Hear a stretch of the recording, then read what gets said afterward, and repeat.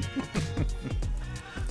everyone, welcome to Spooled, the podcast from your favorite Northern Michigan fly shop, the Northern Angler.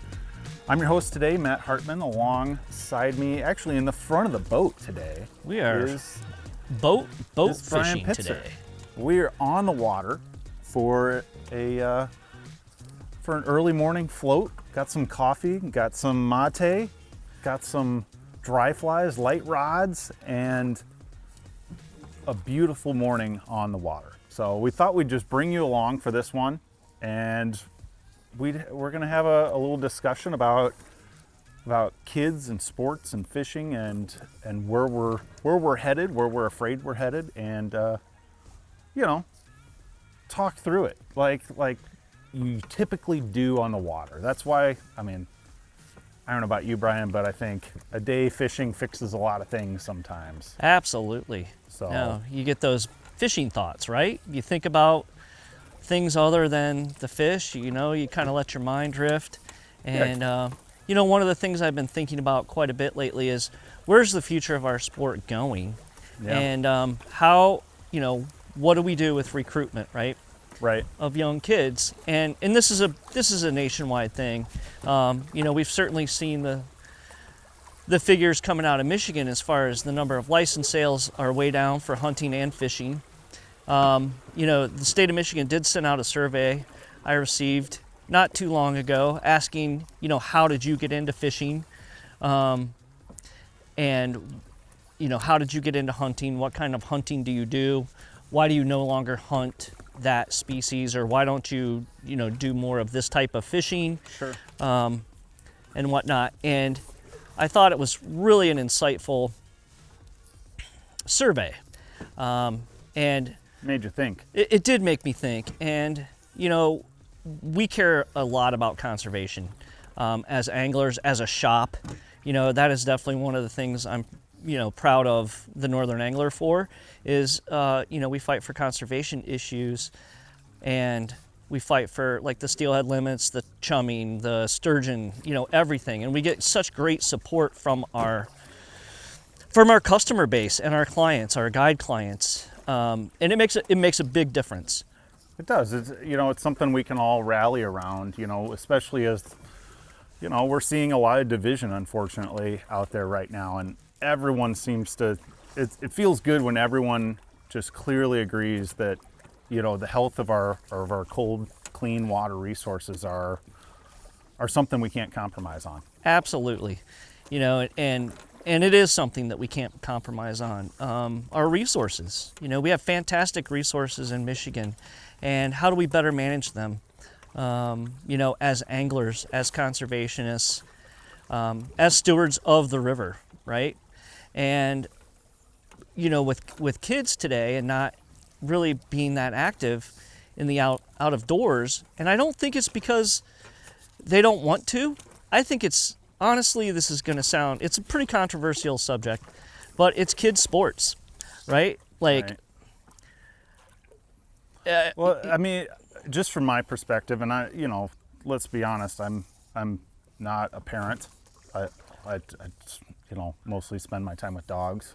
But you grew up playing baseball, yeah, and, of course. and doing I grew sports, up playing right? sports, but I feel like the degree and the expectation is so much higher than it ever was when I was a kid, where, it was, yes, and I took baseball very seriously. I wanted to play college baseball. I had full plans to, and just decided not to, actually. And it was, but gosh, I see kids, their time is so consumed with it now. And I understand, you want to get a scholarship, you want to, maybe make a living. We all know what the actual odds of that really are, but sometimes we get convinced otherwise that we can do that. Right. Believe it or not, folks, Brian has hooked a tree branch here. It happens to all of us. A tree branch. Yes, I have. But yeah, is that the kind of thing you're seeing, Brian? Is that like almost, there's not that freedom of time like when I was a kid? It was, oh yeah, you want to ride your bike to the river today? Yeah, right. Do it. Who cares? Like, you want to go, go goof off and have some free free time in the summer where it's not dedicated to a training schedule. Right. You know, when you're 12 or whatever, like. So. You know, and what it is the sports, they're consuming all the family's time. And if you have more than one kid, you're going different directions. Oh my gosh, every it's weekend. Wild. I know, we know some of the same, people, of course, and to hear about the mileage put in, the Oh my time gosh, investment put in. The airline travel, And I mean, you know what? Hats off to them for being so dedicated to their kids. It is amazing to watch. Right. And I think those of you doing that, your kids are going to look back and say, wow, like all those games, those practices, like you may not get thanked now, but I think down the line your kids are they're going to feel pretty good about that. They are. But where we're going with this is what's the trade-off, right? Right. So do you have time to go, up and go to a camp in Canada and go fish for pike and walleye and smallmouth and do a fly-in trip? When the kids are in that, 11, 12, 13, before they discover a car or, other things, or they get their summer jobs, those are the formative years when it comes to hunting and fishing and right. outdoor sports. What are those hobbies they're going to fall back on after the sports are done, right? Right. I mean, that's realistically, we all knew football would end, baseball would end, all these things would eventually come to an end, and make great memories with friends and, learn a lot of team building. But I think I'm kids very, sports very are, thankful to have, to be comfortable outside. Right. And I think kids sports are important. I think you should have teamwork. You should have individual sports. Oh, yeah. You should definitely do that. It's good for the health. I don't think we're questioning that at all. I think It's the time questioning consumption. the balance. Yeah, there's no. You know what I mean? It doesn't seem to be a balance with kids sports today. I mean, I look at like my niece. She was on a world cheer competition team. They won world twice. Wow. And the amount of travel and time away from the family and even, like they had a lake cottage, but they didn't really get to use it because the kids are all, they had practices on Sundays. Sure. So it's difficult to have that fun family time and dedicate it to fun pursuits like fishing, like hunting, hiking, backpacking, just camping and making s'mores, you know? I mean, sitting in front of a fire telling, goofy ghost stories or something, Absolutely. And I think that's where we as society need to take a look at it and wonder, and take a good hard look at it. A lot of times these kids, so, get back to my niece, she's on this world competition team. She could have had a scholarship for cheer to go to Indiana University, and she didn't pursue that because she was so burnt out by the time it came around. Sure. That she was done. She was just like, I'm over it. I've been on this competitive thing since I was, 12 or 13. Yeah. And she's burnt out. And I know the same things happen with friends of mine whose kids are in soccer. Yeah. And they're blue chip soccer players, and sure. They're wiped out by the time. Well, it's wild to hear. Have you noticed this too? I mean, let's talk about injuries for just a brief second. I'm hearing about kids that are having injuries and doing rehab that you hear like high-level college players having, and right. they're having that in middle school and high school, or having this intensive surgery when you're you're like 16. Absolutely. No. To rebuild things. It's like, wow, it's wild to see how things have shifted that way. And I'm not saying that's I missed one. Brian went to cast there, and a fish came up right as he. I should have figured out that fly. The slap dangle would have really come in handy. Totally come in handy there. That's another topic for me. We need Joe to weigh in on. We do. He is the trout figure 8 slap dangle expert. But just being able to steal away for an evening or a morning, it takes effort, right? Yeah, especially with kids, and you want to keep them engaged and have fun. And we have a lot of kids that come into the shop that fish, and they're good anglers, right? I mean, Very good.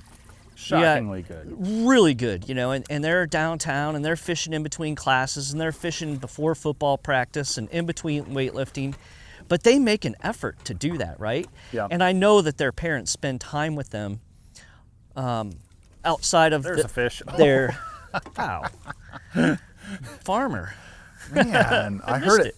I heard it eat. Yeah, it wasn't eat. I missed it. It wasn't that aggressive eat. It was we're getting a lot of subtle We are takes getting a lot this of morning. subtle Just takes. kind of head peeking up. The water's we've been really lucky to have some cool nights lately, and the water's right about 60 degrees this morning, which is perfect on this Yeah. river. So, And they're not big fish, but we're out. no, we're out here having fun with a 4-weight, a 3-weight, throwing little terrestrials and twitching them. Twitching them for sure. This is I don't know. I think Brian agrees. This is kind of it's one of those times of the year you feel like a kid. That's just, I think, partly why we're thinking about this is, you know, this is we're picking flies kind of at random, you know, whatever looks buggy and goofy and fun and has fun names, and Yeah, we're just fishing kind a of just hippie seeing what stomper. happens. We're not hunting a big fish or anything right now. We're just out goofing off. Right, and that's what kids, you know, should do. And We're seeing you know, kids that are so serious now. yeah, Like, oh, I gotta get more tape to show this or that, and it's like, yeah, I mean, I don't know. I just think it's worth taking a step back, and I always like discernment. You know, consider what we're doing and why, right. right? And just like revisiting that, I think, is always so important in life. Well, I think, you know, people tend to take fishing a little bit too seriously, right? You know, that's one of the big things that we like to do is put the fun back into fly fishing. Yeah. You don't have to take it that seriously. Oh yeah. I mean, we it see is people supposed to get be burned fun. out on fishing too. If they can't go and get a 24-inch fish every time they're out, it's not worthwhile to them. And Right. right now, I mean, we're fishing for, I think, what, you got a 10, 11 I got a inch 10 or brown 11 inch earlier? brown. Yeah, it's Like, perfect. that was killer. Like, we're honestly looking for 6 to 8 inch brook trout right now. Right. And that's okay. That's the fun. The fun size. Yes. But I think, you know, back to the kids' sports, you know, where is that balance? And how do we, you know I've lost clients who, you know, like we would fish in the fall and, you know, their kids are in high school sports, you know, and that coach lays down that, well, if you miss practice, you know, you're not going to play in the game. Right. Which I totally get the consequences. But on the same token, you know, where is that balance? How do you get that back with all these sports, right? Sure. And recently I had a coach, a high school football coach, you know, and I kind of talked to him about it. And he's like, you know, he's in a rural community. He totally gets it. He wants his kids not to just play football.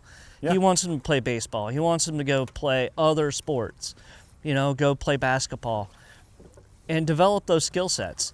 You know, even if they're going to be college material, like, it's okay to miss a practice. It's okay to do this or that. I mean, I can remember, I grew up kind of in a rural area. I mean, getting on the bus with a shotgun. In a case, you had to hand the shotgun shells to the bus driver, but I would go hunting with the superintendent after school. Like, Yeah. he'd get me out of, Yeah, there's Study other hall. benefits too. you know, and, you know, my 7th hour or whatever, and we'd go set up in a tree stand and go deer hunting. And I know Evan, you know, that when he was a kid, he had very similar experience, you know, growing up. His family hunted and fished, and I can remember his dad saying, like, I would get the kids out of school and say it was family therapy. Yeah. No teacher or guidance counselor is going to ask, oh, really, family therapy? They're not going to question that. But I mean, family therapy to them was going fishing. That's awesome. And, you know, I think that's really important to do. I mean, yes, attendance in school and grades and all that, you know, you have to maintain those. But on the same token, where's that family time and where's that time for the outdoors to learn about turkey hunting, bird hunting, whatever it is, duck hunting, fishing, fly fishing, trolling, whatever your outdoor pursuit is. You know, we have to get these kids involved. Right. so they have a sense of ownership to the resources that we have, right? Right. Nice cast. And come on, there should be a fish there. you know, that's my point. Is, you know, where's this next generation? Where are they going to be? Oh, that's yes. a good fish. Oh, that was a great Oh, eat. great take too. Oh my gosh, that was Man, I that hope my fish knots hold. turned right. I know that fish turned around and chased that thing down. that That was was super so fun. cool. All right, this is definitely worth today. I told you that was a good cast. Oh, that was a great I'm spot. glad we brought the net. You're making fun of my net. Oh my You're gosh. making fun of it. No. I'd let us go down, but that's a really tricky spot down Yeah. there. Well, we'll see. This is a great fish, Brian. I know For it this is. river, this is awesome This on is the a big 4-weight. fish. Yeah. What rod are you fishing? I'm fishing this old TXL Sage, one of my favorites, with a T-bore.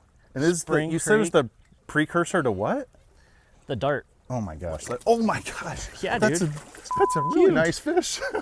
I'm trying to get it back to you. I There got we it. go. Yes. Hey, woohoo! See that right there? You know, if you're a kid, like, man, Oh my gosh. I feel like a kid right now, and I'm 55. This is awesome. That makes me so happy. I mean, what a smile, right? Oh Like, my gosh. that was a great take. That was so cool. And we're breaking in your new raft really Breaking well. in the new boat right? today. Well, apparently it works. Yeah, So apparently it has good fish karma automatically. yeah. apparently if you put a lefty up front, not so bad. So I'm gonna hop out for a photo. I think we'll be I'm gonna right hand back, you, folks. I'm gonna hand you the net, and I'm gonna row over for a photo. That's Yeah. awesome. This is a great fish. We'll be right back. We'll be, yeah. please, yeah, we're gonna pause for a message from our sponsors. All right, well, back at our podcast here, everyone. I just landed Welcome a back. beautiful brown trout here on the Boardman River. On a dry fly, On a little dry terrestrial. fly. Yeah, very unexpected. That was great. I'm still super jazzed about I'm that. still, you know, I'm still all amped up from that. You know, you get good. that little adrenaline rush. When I stop getting that adrenaline rush, it's time to stop fishing. It's, you Right? know, Brian, I've said this for years, like, one thing I really, like, it might still have to come up some more. Oh, we can go. I think it's really cool you still find a lot of fun in fishing. Oh, yeah. And I know a lot of guides that have lost that. Right. And I think it's the coolest that, like, you still go out and fish on your days off and have fun. And, like, You know, that, 30 mean, years that's of huge. guiding can get you pretty grizzled, right? I know. I mean, we all know guides that are just like, nah, why would I fish on my day off? Right. It's And work. And I never want to lose that, you know, and that's, when I lose that, it's time for me to hang up the oars, yeah. Yep. right? Yep. I mean- so I think that's really cool that, I don't know. Yeah, That's well, one of the thanks, Matt, coolest you know. things, I think. So I have a passion for it. You got to follow your passion. do you have some dry shake, sir? We're Ooh, going yeah. to shake this fly Let's off. shake that off. It's on your left. Nope, it's just left side in the tray. There Oh. you go. I was Perfect. gonna let you use mine. Oh, it's okay. I'll use mine. Little Shimazaki. Yeah, shimmy, Little shimmy shake. So, Brian, walk us through that. Since we're talking about it, walk us through the rig you're fishing really quick and why that worked. So the rig Because- I'm fishing today is a little 7-foot 4-weight, and it's a really old Sage rod that I've had for a number of years, and I've paired it with a beautiful little T-bore Spring Creek reel, back from my repping days. So, but this TFL rod is kind of the precursor to the Dart. It's a fun short rod, but it like still a fishes. faster It still short fishes rod. like a 9-footer. Yeah. So you can like zip it into spots. Like you were fishing right, I mean, basically between the bushes. Yeah, There. for sure. I mean, that thing came from an undercut, and it Yeah. moved 5 feet to take the fly. But I mean, if you guys all heard Yeah, heard us it was- see it, it was pretty exciting. it was a very exciting Oh, take. that's nice. But this is a fun little rod, and it's just, I like it on the Boardman River. I like it on the Upper Manistee. It still has enough backbone to land a nice fish like that. But I can remember getting the prototype to this many, many, many years ago. And Jerry Seams sent me a rod, and he says, you know, do you fish shorter rods? This, you know, shorter rods are really popular in Michigan. And so what do you think of it? I'm like, well, you know, like, that's a little too short. And he's like, just fish it. It'll fish like a 9-foot rod. And it certainly did. And this is one of those rods that I've kept in my arsenal for a reason. Yeah. Right. Well, I think it's cool. It's a like fun the rod. key part of the presentation, you know, especially this time of year, we were talking about it before we started recording, is actually it's such a game changer in my mind, is being willing to animate your dry flies. Right. You have to. Especially terrestrial season, like, do not be afraid to twitch, break the rules. Yeah. Move that fly. You know, we've all Twitch it. done the, you know, start with the dead drift maybe. Sure. You know, give it a nice drift, but Don't I drag think it. You got to twitch it, right? There's a difference Yes. between a twitch and a drag. on the Yes, and surface. it's like if I'm going to describe it to someone, if I'm rowing and guiding someone, it's make your cast. I'm going to do it here into the tree. High rod tip. You want to get your line off the water. right. And you're really just dancing it, and you're not trying to skate it across the water. And you're making those rubber legs work. Yeah, and what we're doing is trying to engage a sense of urgency with those fish. Just get them like, oh my gosh, thinking, oh my goodness, my food's getting away. Right. Right? I need to go eat this thing before Right. it gets away. And I think that's, I can't believe how many people we have in the shop come in and they have tough mornings, tough days, and they can't believe it when we tell them, well, you should move your fly. You know, Right. and it's just been this doctrine, you know, that's infallible of Well, in a dead drift. mayfly, many times they do twitch on the surface. Yeah. So a little bit of twitch to my mayfly. Yeah. And those are different ways to impart the movement to those, you know, especially like a mayfly. It tends to sink a little. Yeah. Compared Experiment, to like, you know? a foam fly that we're fishing during terrestrial season. Right. Any tips you, Brian, you have for parents out there who are, want to get their kids into fishing, but, don't want to force the issue necessarily? The big thing is keep it fun. Yeah. You don't expect a 6-year-old or an 8-year-old to go out and fly fish. I certainly didn't with my kids. I did take, of course, Logan fishing when he was little, and Sure. took him down below Tippy Dam. And one of my most memorable father days ever was fishing with him, and just the joy on his face was just priceless to me, right? Yeah. But I his think that's- memories are fishing on a little farm pond with worms, with his grandfather. Well, I think that's key, and it may surprise some people that we're going to tell you don't take Yeah. them fly fishing. Don't No. teach them. No, get them out No. fishing. Get and them you know what? catching fish. If they don't want to fish, catch some turtles. Go Yeah. catch some frogs. go flip some rocks over. Go look at some like, rocks. Yeah, go try and catch Just a snake. like whatever. make them, show them the fun of discovery in the natural world. I think is the let them find their interest. Whether it be, fishing crawlers for Yeah. brook trout, or throwing a dry fly, or trolling, or whatever it Whatever may it be. is, don't force it and make Yeah. it fun. Yep. Don't get angry when you lose a fish. It's not Right. a big deal. They're gonna get. laugh at Don't it. be surprised when they get bored sitting on the bank waiting for a hatch. Right. Just go catch some bluegill. I mean, gosh, One of my favorite things to do. It's so much fun, yeah. To go catch bluegill and bass in the evenings. Yep, In the agreed. spring, summer months. So I think that's a great tip, and I just figured we should give people, maybe Yeah. a place to start, and keep expectations low and keep the trips short, and Right. Everybody has a little pond, a golf course pond, a neighborhood pond, something that they could just at least go engage with the kids and catch some fish, right?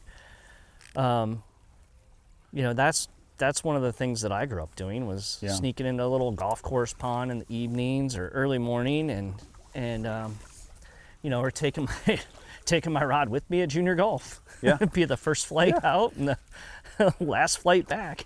I think another cool thing I've seen parents do is learn something with their kids. Instead of going in as the expert, and we all want to look, like we know exactly what we're doing, especially around the kids, so we can be the hero. But I've seen parents be very successful. Like, no, let's go learn this thing together. Right. Absolutely. And just, I think that's so cool to discover something together, because then you get some of that feeling too. Well, you know, I'm kind of doing that right now with my 25-year-old son learning Frisbee golf. Yeah. Right? Like, Yep. you know, Logan's getting into that and he's really good, qualified for states. And now I'm like, huh, this is really fun. So we've been out a few times and I really enjoy it. Yeah. You know, and that's another thing that is just, it's nice to be outside and, you know, you're walking, you're active, and it's challenging and you're thinking about it. And it's much like fishing where, you know, when I'm out on the river, everything else kind of melts away. It's that mental escape that Right. I know I crave it. I know Yeah. you do too. It's a super healthy, great escape. Yes. And I don't think everybody needs to ever be, you know, obsessed with fishing and you know, the perfect fly and stuff like that. Well, it's like we were talking about, balance. Yeah, Balance is everything, I think. Absolutely. So. Well, I think, are you happy with what we got, Brian? I think happy about our discussion so far. Yeah, I think because so. I mean, you know, we hit on the facts that, hey, we're all about kid sports, but there is that balance. And how are we going to bring that next generation out to protect our resources and to be good stewards of the outdoors and there's and to put the value on it, amazing right? resources. Look at the Trout Unlimited camp for kids Oh my gosh, in it's the area. fantastic. There's so many, you know, if you're willing to look, you will be blown away, I think, by some of the resources that are out there designed to help get kids outside and involved. 100%. So, and I'll put it out to our audience too. If you have some ways we can help get kids in, we'd love to hear about it. Absolutely. Like, Send us an email. Yeah, I'd love to put maybe a resource page together, you know, on our website for getting kids involved, you know. And I think that's a great that'd idea. be you know,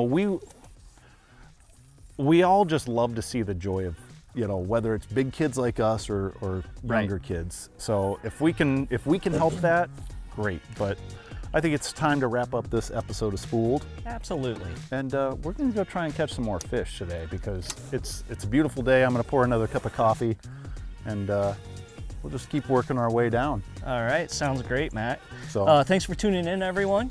And like I said, drop us an email.